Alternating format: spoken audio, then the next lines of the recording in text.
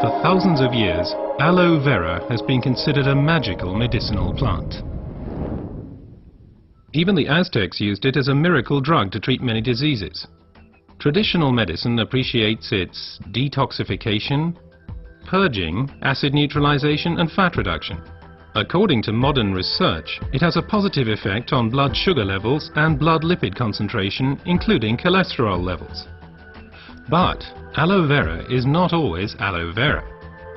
Real aloe vera, the Aloe barbadensis, is a desert lily and is cultivated in arid regions, primarily in Central and South America.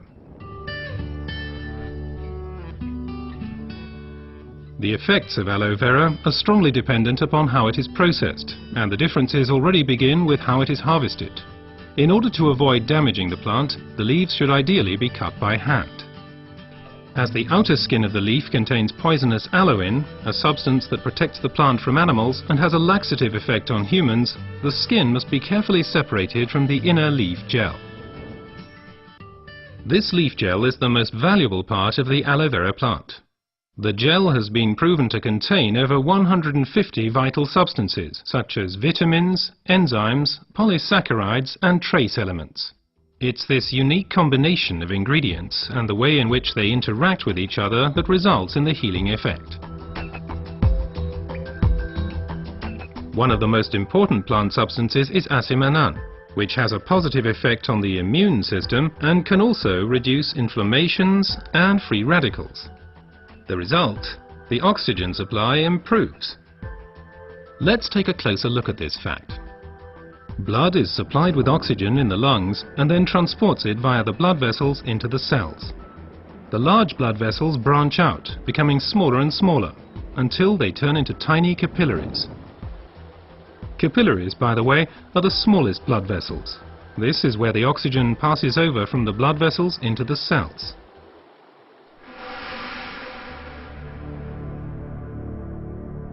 Poor eating habits, environmental pollution, stress and increased physical effort weaken our immune system. Free radicals have an easier time of things and can cause microinflammations throughout the body. These inflammations can damage blood vessels and result in a thickening of the fine capillary walls. This swelling constricts the flow of blood, slowing down the blood cells on their way through the capillaries, which, as a result, impedes the oxygen supply. And it's here that the aloe vera acts. It reduces the swelling on the capillary walls. The blood cells can flow faster again, and the oxygen supply is improved.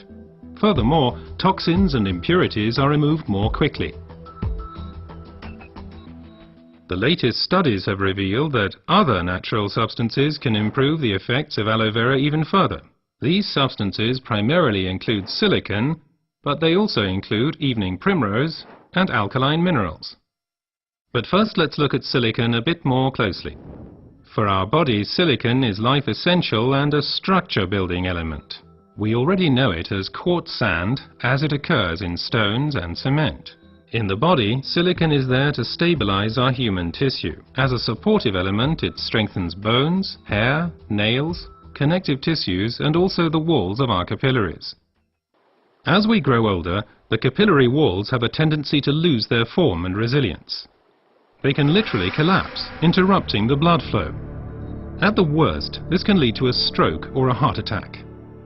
Silicon strengthens and supports the capillary walls, thereby keeping the bloodstream open. As a result, the erythrocytes can now supply the cells with oxygen more efficiently. Silicon in its original form as quartz sand cannot be absorbed at all by the human body. Alternatives can, however, be found in nature. An ideal plant-based source is the stinging nettle. It is rich in natural silicon, which can be better absorbed by humans. Optimum oxygen supply is not only dependent on the capillaries, but also on the condition of the blood itself. Only when blood is liquid enough can it pass through the narrow capillaries.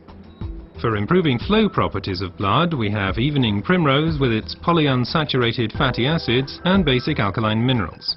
Polyunsaturated fatty acids make the blood thinner. They prevent the conglutination or sticking together of blood cells and thereby stop clotting of the blood. Alkaline minerals support the elasticity of the red blood cells, thus helping them to pass through the tiny capillaries more smoothly.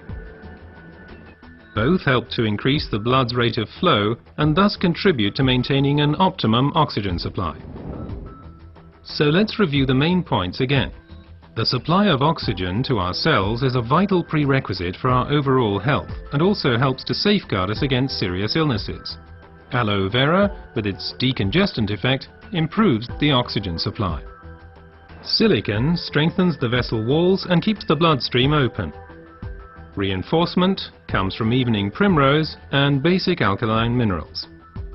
What traditional medicine has known for a long time has now also been confirmed by modern research.